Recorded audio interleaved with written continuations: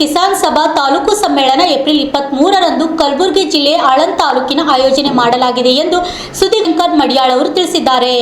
ಹೋದ ತಿಂಗಳು ಮಾರ್ಚ್ 23ರಿಂದ ಆಳಂದ್ ತಹಶೀಲ್ ಕಚೇರಿ ಎದುರುಗಡೆ ಅಖಿಲ ಭಾರತ ಕಿಸಾನ್ ಸಭಾ ಹಾಗೂ BKMU ಜಂಟಿಯಾಗಿ 18 ದಿನಗಳ ಕಾಲ ನಿರಂತರ ರಾತ್ರಿ ಹಗಲಿಲ್ಲದೆ ಧರಣಿ ಸತ್ಯಾಗ್ರಹ ಹಮ್ಮಿಕೊಂಡು ಇವತ್ತು 19ನೇ ದಿನಕ್ಕೆ ನಮ್ಮ ಧರಣಿ ಸತ್ಯಾಗ್ರಹ ಪಾದಾರ್ಪಣೆ ಮಾಡ್ತಿದೆ.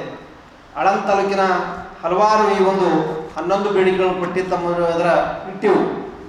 ಏನು ಅತಿವೃಷ್ಟಿ ಮತ್ತು ಅನಾವೃಷ್ಟಿಯಿಂದ ನಮ್ಮ ಕಲಬುರಗಿ ಜಿಲ್ಲೆ ಸತತವಾದಂಥ ರೈತರು ಮತ್ತು ಕೃಷಿ ಕೂಲಿ ಕಾರ್ಮಿಕರು ಭಾಳ ಸಂಕಷ್ಟಮಯ ಜೀವನ ಸಾಗಿಸ್ತಾ ಇದ್ದಾರೆ. ಯಾಕಂದ್ರೆ ಭತ್ತ ಅಂದ್ರೆ ಡೈಲಿ ಮಳೆ ಬಂದು ಎಲ್ಲ ಬೆಳೆಗಳು ಕೊಚ್ಕೊಂಡು ಹೋಗ್ಬಿಡ್ತಾವ. ಆಕಸ್ಮಿಕ ಎಲ್ಲ ಬೆಳೆಗಳು ಸರಿಯಾಗಿ ಬಂದು ಅಂದ್ರೆ ಮಳೆ ಬರದೇ ಎಲ್ಲ ಬೆಳೆಗಳು ಒಣಗಿ ಹೋಗ್ತಾವ. ಅದರ ಎರಡೂ ಸಮತೋಲನಾಗಿ ಒಳ್ಳೆ ಬೆಳೆ ಬಂತಂದ್ರೆ ಮಾರ್ಕೆಟ್ದಾಗ MSP ರೇಟ್ ಇರೋದಿಲ್ಲ.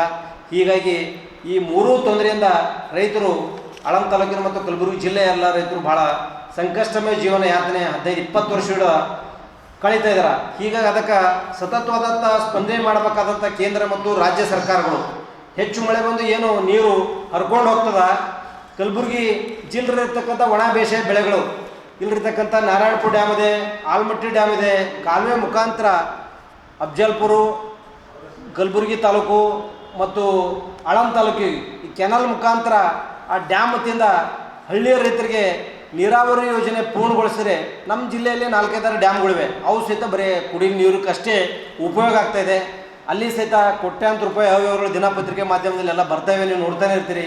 ಹೀಗಾಗಿ ಆ ಯೋಜನೆಗಳನ್ನು ಪೂರ್ಣಗೊಳಿಸಿ ರೈತರ ಹೊಲಗಳಿಗೆ ನೀರು ಕೊಟ್ಟರೆ 2-3 ಬೆಳೆಗಳು ನಾವು ತೆಗೆದು ಇಲ್ಲೇನು ಕೃಷಿ ಕೂಲಿ ಕಾರ್ಮಿಕರು ಗುಳೆ ಹೋಗ್ತಾ ಇರ್ತಾರೆ ಮುಂಬೈ, ಪುಣೆ, ಗೋವಾ, ಹೈದರಾಬಾದ, ಅದು ತಪ್ಪಿಸ್ಬೋದು. ಅದು ತಪ್ಪಿಸೋಕ್ಕೆ ಸಾಧ್ಯ ಆಗ್ತಾಯಿಲ್ಲ. ಮತ್ತು ಉದ್ಯೋಗ ಖಾತ್ರಿ ಯೋಜನೆ ಸಮರ್ಪಕವಾಗಿ ಗ್ರಾಮ ಪಂಚಾಯತ್ ಮಟ್ಟದಲ್ಲಿ ಉದ್ಯೋಗ ಖಾತ್ರಿ ಸಮರ್ಪಕ ಜಾರಿ ಮಾಡದೇ ಇರೋದ್ರಿಂದ ಅಲ್ಲಿ ಕೃಷಿ ಕೂಲಿ ಕಾರ್ಮಿಕರಿಗೆ ಅಲ್ಲಿ ಮನ್ರೇಗಾ ಯೋಜನೆ ಎಲ್ಲಿ ಕಲಬುರಗಿ ಜಿಲ್ಲೆಯಲ್ಲಿ ಒಳ್ಳೆಯ ರೀತಿಯಿಂದ ಉದ್ಯೋಗ ಸಿಕ್ಕಿಲ್ಲ ಇಲ್ಲಿವರೆಗೂ. ಅದು ಸಹಿತ ಸಮರ್ಪಕವಾಗಿ ಜಾರಿ ಮಾಡ್ಬೇಕಂತೇಳಿ ನಾವು ಒತ್ತಾಯಿಸ್ತಾ ಇದ್ದೇವೆ. ಮತ್ತು ಬ್ಯಾಂಕ್ ಸಾಲ ರೈತರು ಭಾಳ ಹೋದ ವರ್ಷ 2-3 ವರ್ಷಗಳ ಸಂಕಷ್ಟದಲ್ಲಿದ್ದಾರೆ. ಸಂಪೂರ್ಣವಾಗಿ ಕೇಂದ್ರ ಮತ್ತು ರಾಜ್ಯ ಸರ್ಕಾರಗಳು ಏನು ರಾಷ್ಟ್ರೀಕೃತ ಬ್ಯಾಂಕ್ಗಳಿದು ಅದು ಸಹಿತ ರೈತರ ಸಂಪೂರ್ಣ ಒಂದು ಸಾಲ ಮನ್ನಾ ಮಾಡ್ಬೇಕಂತೇಳಿ ನಾವು ಒತ್ತಾಯಿಸ್ತಾ ಇದ್ದೇವೆ. ಮತ್ತು